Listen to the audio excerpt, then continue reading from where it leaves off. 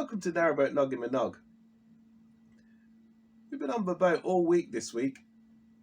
We had a fantastic time, despite the fact that we have actually managed to live through Storm Dudley and Storm Eunice. I think I mentioned it to our neighbour Don on the marina. We came down when the wind was picking up. He'd already been around the boat for us and checked all the ropes, checked the top of the boat, put anything that wasn't secure on his boat. So big thanks to Don. Saved us a massive job. Earlier in the week, we went to the Dragon at Willington. Now, is it me here, or is Stella's chair staring at me? As you can see, our popularity filled the place, and there was hardly a chair to be had.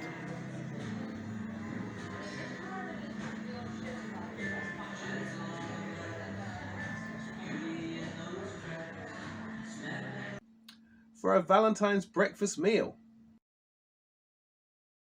which was very much enjoyed by me and Stella. We had a champagne starter, followed by, well, I had some granola, some natural yogurt. Stella had a smoothie, mango smoothie. And we had a full English breakfast. By that point, it was getting a bit too much. So we managed to make sure we took our chocolate brownie and croissant home in a doggy bag for later.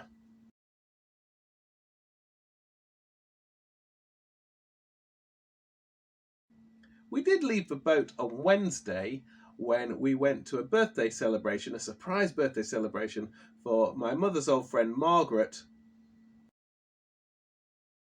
Now, I'm saying, old friend, it was her 80th birthday. They actually met on their first day at Teacher Training College 62 years ago. It was a lovely meal and got to catch up with some old friends too. We have had an issue on the boat with our fire. It's been quite cold this week, so obviously the log burner's been going the whole time. Been keeping it topped up with coal. Went to Lidl and found that they were selling these fuel logs. $3.99 for a pack of fuel logs. We've seen them before in Wicks, but they weren't as cheap as this, so we couldn't resist and bought them and brought them back on the boat. We've used them in our fire at home and never had any problems. However, put a couple onto the log burner in the corner over there, and it got very warm.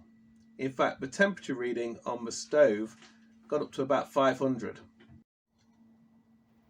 This is the stove thermostat. It normally goes up to about 200 when we've got a really good fire going.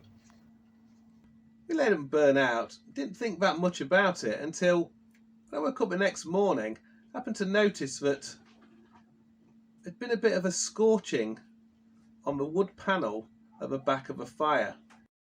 This is a panel away from the fire. It's bamboo, and as you can see, it's quite a light colour.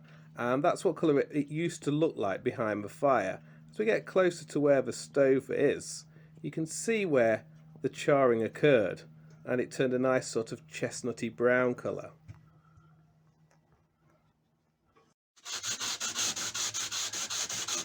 We had a look on YouTube to see if anybody else had had similar problems, and found a video that Who's in the Cut had put on, where he'd covered the back of his fire with some heat-proof material. So I set off sanding down the damaged area, and then Stella cut out a piece of this heat-proof material to stick behind the fire.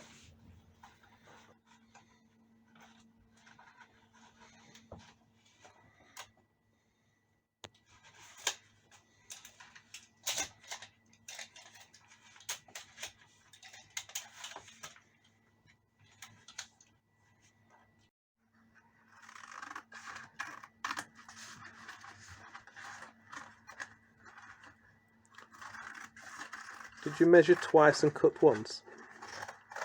No, I figured I could measure once, and if it pops up, I can do it again because I've got enough stuff.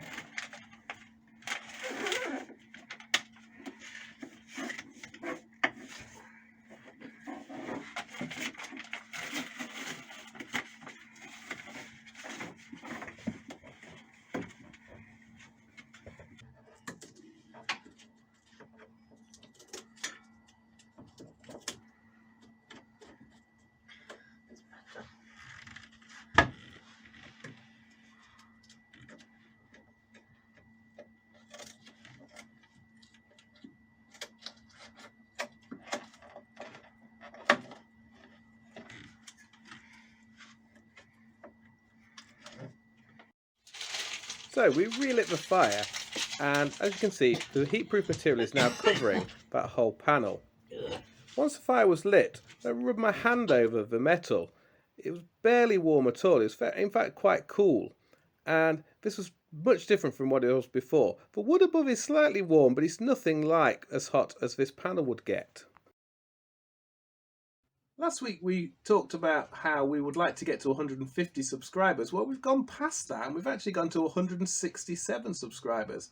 And we like this because 167 is a happy number. Yeah, look it up. It's a technical term.